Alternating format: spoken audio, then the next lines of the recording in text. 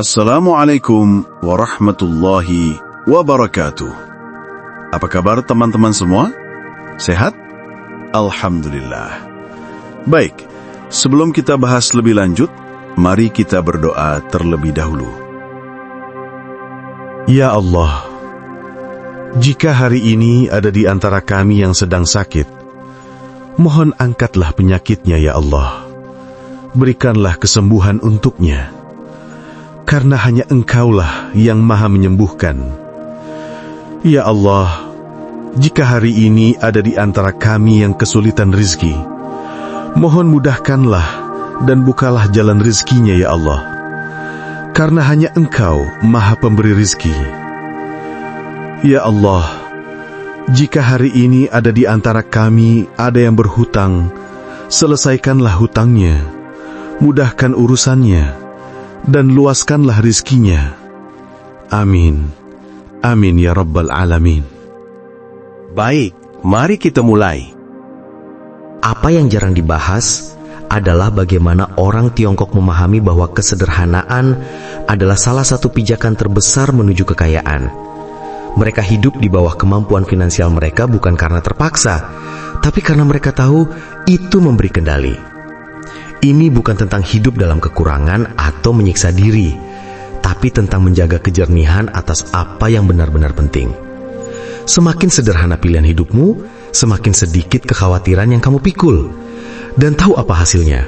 Pikiranmu jadi lebih jernih. Kamu bisa melihat peluang dengan lebih tajam, dan energi hidupmu bisa kamu arahkan ke hal-hal yang benar-benar menciptakan nilai. Contohnya ada begitu banyak kisah nyata tentang para miliarder yang justru mengendarai mobil biasa, tinggal di rumah yang sederhana, dan tidak suka pamer kekayaan. Bukan karena mereka tidak mampu, tapi karena mereka sadar. Permainan yang sesungguhnya bukan tentang memamerkan uang, tapi memastikan bahwa uang itu terus bertumbuh. Kebanyakan orang sayangnya hidup seperti hewan peliharaan, makan berlebihan, cari kenyamanan instan, dan terjebak dalam realitas buatan. Tapi pemain sejati, mereka yang benar-benar paham bagaimana dunia ini bekerja, tahu satu hal.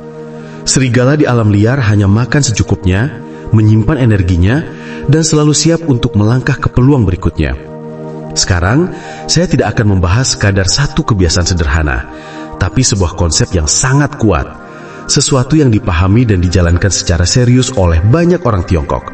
Dan dari sinilah muncul dua kebiasaan berikut. Tahu apa itu? Menggunakan uang orang lain untuk bertumbuh. Inilah kebiasaan keempat yang sangat sering diremehkan tapi memiliki kekuatan besar. Leverage. Kalau kamu benar-benar menyerap konsep ini, maka kekayaan bukan lagi sesuatu yang jauh. Ia akan menjadi jauh lebih mudah dijangkau. Bayangkan, seseorang yang ingin membuka restoran kecil. Ia bisa menabung selama bertahun-tahun untuk mengumpulkan modal, atau setidaknya sebagian dari biayanya. Tapi selama ia menunggu, banyak peluang bisa berlalu, pasar bisa berubah, pesaing bisa mendahului. Lalu apa yang dia lakukan? Dia memilih mengambil pinjaman strategis. Tapi perhatikan, bukan pinjaman sembarangan. Ia menyusun rencana matang, menghitung biaya, risiko, dan proyeksi keuntungannya. Kalau pendapatan restoran itu lebih besar dari bunga pinjaman, maka keputusan ini menjadi langkah strategis, dan dia bisa bertumbuh jauh lebih cepat. Saat kamu mengambil pinjaman untuk berinvestasi dalam aset yang menghasilkan lebih banyak daripada bunga yang kamu bayarkan, itu bukan utang, itu leverage.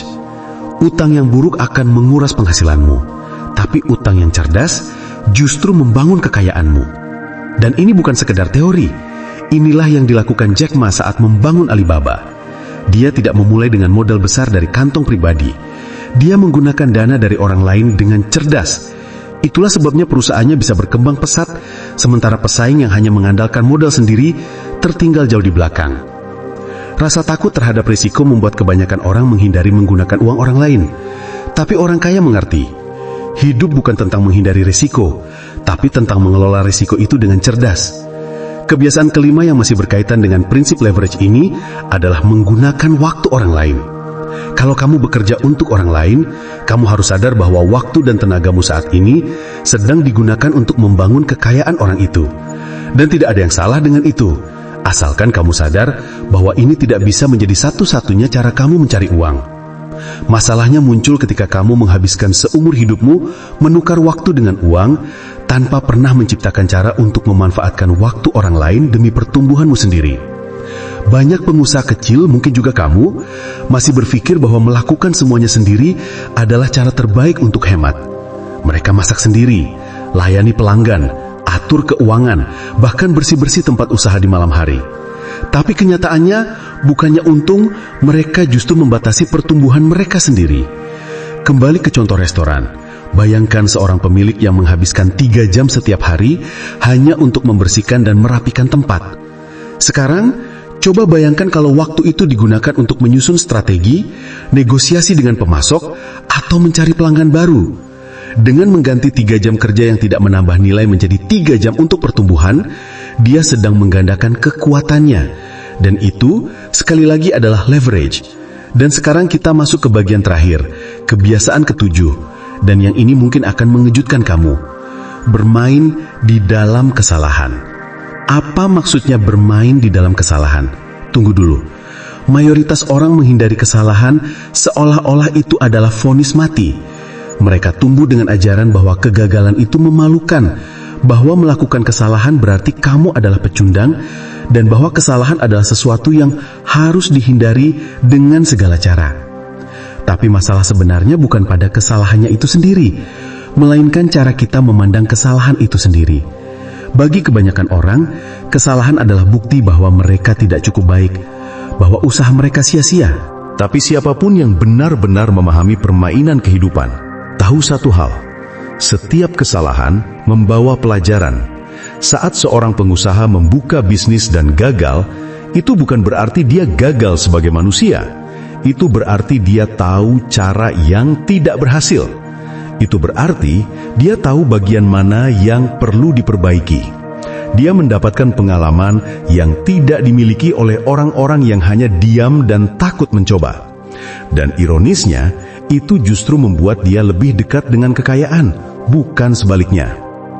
Aku sendiri pernah mengalaminya. Ada masa dalam hidupku di mana aku mencoba membangun bisnis dan semuanya berantakan. Aku frustrasi, aku marah. Aku terus bertanya-tanya, apa yang aku lakukan salah? Tapi kemudian aku sadar, mungkin kegagalan itu diperlukan. Karena kalau usahaku berhasil pada saat itu, dengan mentalitas yang aku punya waktu itu, bisa jadi itu akan menghancurkan hidupku di kemudian hari. Karena tanpa mentalitas yang benar, uang mungkin datang, tapi dia tidak akan tinggal lama. Uang tidak sejalan dengan mentalitas yang belum siap. Lihat Jack Ma. Bayangkan kalau dia mempercayai konsep gagal seperti kebanyakan orang. Dia tidak akan pernah menjadi miliarder. Dia ditolak oleh 10 universitas. Dia melamar ke kepolisian dan menjadi satu-satunya dari 24 orang yang ditolak. Bahkan ketika melamar kerja di KFC bersama 23 orang lainnya, 22 diterima dan hanya dia yang ditolak. Tapi apa yang dia katakan setelah semua itu? Kalau kamu tidak menyerah, kamu masih punya kesempatan. Menyerah adalah kegagalan yang sebenarnya. Jadi, yang membedakan orang kaya dan orang yang tetap miskin bukan jumlah kesalahan yang mereka buat, tapi bagaimana mereka bereaksi terhadap kesalahan itu. Kalau kamu melihat kesalahan sebagai tanda bahwa kamu tidak cukup bagus, bahwa kamu tidak akan pernah bisa, maka hidupmu akan mencerminkan itu. Tapi kalau kamu melihat kesalahan sebagai pelajaran yang membuatmu lebih kuat, maka kamu akan maju dengan lebih cepat dari yang kamu kira. Orang-orang sukses, seperti kebanyakan orang Tiongkok yang membangun kekayaan dari nol, tidak menghindari kesalahan. Mereka belajar, mereka menyesuaikan strategi, dan mereka coba lagi. Karena mereka tahu, kekayaan bukan tentang tidak pernah gagal, tapi tentang tidak pernah menyerah. Sekarang kita masuk ke kebiasaan ke-8. Koneksi. Hubungan bernilai lebih dari uang. Siapa yang kamu kenal bisa mengubah total arah permainan finansialmu. Dan yang aku maksud di sini bukan hanya kenalan secara langsung dengan orang berpengaruh, tapi seluruh lingkungan tempat kamu berada, baik fisik maupun digital. Kenyataannya, kamu bisa saja berkembang sendirian, tapi bersama orang yang tepat, proses itu bisa jadi jauh lebih cepat, bahkan bisa berlipat ganda. Dunia ini digerakkan oleh manusia, dan manusialah yang membuka pintu, menciptakan peluang, mempercepat, atau malah menghambat pertumbuhanmu. Coba pikirkan ini. Kalau kamu menghabiskan sebagian besar waktumu bersama orang-orang yang hanya mengeluh, tanpa ambisi, dan hidup dengan pola autopilot, kira-kira apa yang akan terjadi dengan hidupmu? Tapi kalau kamu dikelilingi oleh orang-orang yang berpikir besar, yang bicara soal investasi, bisnis, mindset, dan pertumbuhan, duniamu akan berubah. Namun koneksi tidak berhenti pada siapa yang ada secara fisik di sekitarmu. Di zaman sekarang, konten yang kamu konsumsi juga mencerminkan siapa yang kamu terhubung dengannya, walaupun secara tidak langsung.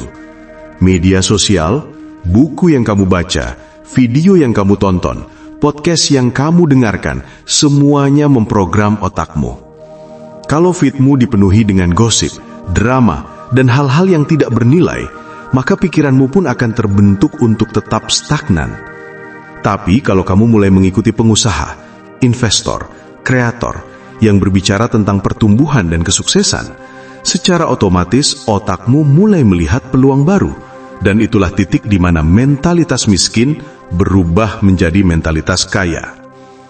Networking yang cerdas bukan tentang berteman dengan orang kaya atau terkenal, seperti yang sering dikatakan banyak orang. Ini tentang berada di lingkungan yang tepat. Ini tentang hadir di tempat di mana percakapan yang benar-benar penting sedang terjadi. Ini tentang belajar dari orang yang sudah sampai di tempat yang kamu impikan, dan lebih dari itu, berkontribusi dalam lingkaran itu dengan cara yang tulus. Dan sekarang, kita sampai pada kebiasaan ke-9, yang juga adalah yang paling menentukan dari semuanya. Kebiasaan ini adalah kunci yang bisa mengikat atau menghancurkan semua hal yang sudah kamu pelajari sebelumnya. Dan inilah prinsip yang paling dihormati oleh banyak orang Tiongkok yang berhasil membangun kekayaan mereka. Kita hidup di era informasi. Semua ilmu bisa diakses dengan sekali klik. Tapi ironisnya, belum pernah ada begitu banyak orang yang begitu pasif, bingung, dan tidak bisa bergerak. Takut gagal, menunda-nunda, lumpuh karena terlalu banyak informasi. Ini adalah musuh terbesar kekayaan, dan justru karena itulah kebiasaan pertama yang kita bahas tadi sangat penting. Tapi yang lebih penting dari memahami cara kerja pikiran adalah bertindak.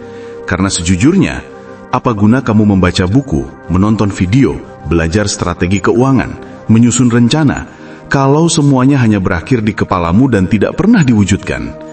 Salah satu kalimat paling kuat yang pernah aku dengar dari seorang guru lama adalah ini: kebijaksanaan yang disembunyikan dan harta yang terkubur tidak ada nilainya. Pikirkan itu baik-baik. Kamu bisa saja memiliki akses ke metode terbaik di dunia, tahu semua rahasia para milioner, dan paham langkah demi langkah yang perlu dilakukan. Tapi jika kamu tidak bergerak, jika kamu tidak mengambil langkah pertama, maka hidupmu tidak akan berubah sedikit pun. Kenyataan pahitnya, 9 dari 10 orang yang belajar tentang uang, strategi, dan pertumbuhan keuangan tidak pernah mempraktikannya. Mereka merasa tertarik, mencatat, bersemangat, tapi keesokan harinya kembali ke rutinitas lama. Dan ini menciptakan ilusi berbahaya.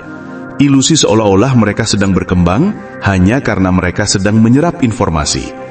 Tapi kenyataan itu keras. Yang benar-benar berkembang adalah yang bertindak. Kalau kamu butuh contoh nyata, lihat saja Jack Ma. Dia tidak menjadi miliarder karena paling pintar di dunia, tapi karena dia punya keberanian untuk mewujudkan ide-idenya. Coba bayangkan, berapa banyak orang di luar sana yang punya ide luar biasa, tapi tidak pernah benar-benar mencoba? Jutaan. Tapi dari semua itu, hanya sedikit yang benar-benar berani mengambil risiko, mencoba, gagal, memperbaiki, dan melanjutkan. Dan golongan kecil itulah yang membangun kerajaan. Demikian, semoga video ini membawa manfaat dan inspirasi untuk kita semua. Wassalamualaikum warahmatullahi wabarakatuh.